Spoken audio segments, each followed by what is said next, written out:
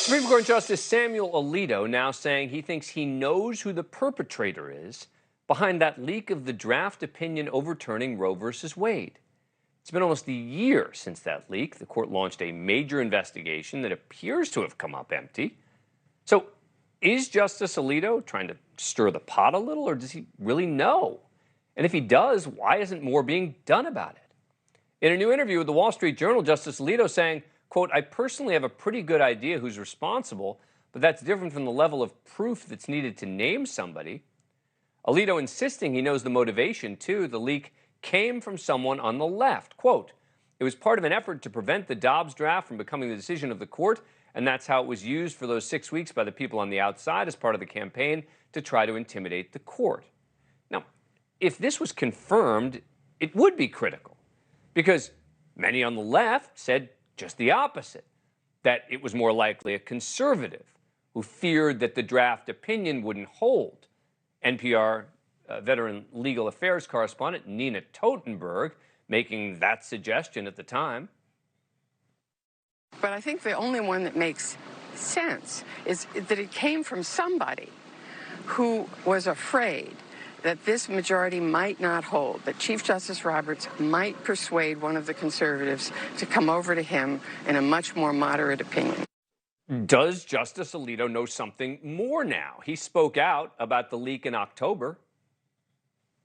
It was a grave betrayal of trust by somebody, and it was a shock because nothing like that had happened in the past. The leak also made those of us who were thought to be in the majority in support of overruling Roe and Casey targets for assassination. That betrayal of, quote, somebody, as Alito put it, is now the betrayal of someone pretty specific, according to Alito himself. It just seems odd that the justice is now pretty sure who it was, seemingly definitive about the political motivation, and yet the leaker's still out there, possibly even still working at the Supreme Court. Joining us now, Jess Braven, Supreme Court correspondent for the Wall Street Journal. Jess, thanks for coming back on the show. Appreciate it. All right, so what do we read into this? I mean, if Justice Alito is right that he has a pretty good idea, or a real good idea of who did it, and he definitely knows their political motivation, you would think that that's enough at least to wrap up this investigation and follow up on that. Dan, good to see you again. One thing I need to clarify, too, for readers right away is that the interview was conducted by the opinion section of the Wall Street Journal, which operates independently from the news department, and I'm in the news department. So I saw that interview the same time you did, and everyone else when it was published, because we don't coordinate with the opinion section, and they don't coordinate with us. So that interview was conducted by writers for the opinion section. But what Justice Alito said was in some ways not more than we reported in January, and then what the Supreme Court investigation report said in more muted tones, which was that investigators had suspicions about who the leaker was, but they didn't have what they called in the report a preponderance of evidence. And they went on to explain what evidence they didn't have. They didn't have phone records. They didn't have printer records. They didn't have anything linking anybody specifically to the leak, but they had suspicions below that level of proof that you need in a civil case. And that's what Justice Alito said in his opinion page interview, which was that they didn't have the requisite degree of proof, a preponderance of evidence, but there was some extrinsic evidence.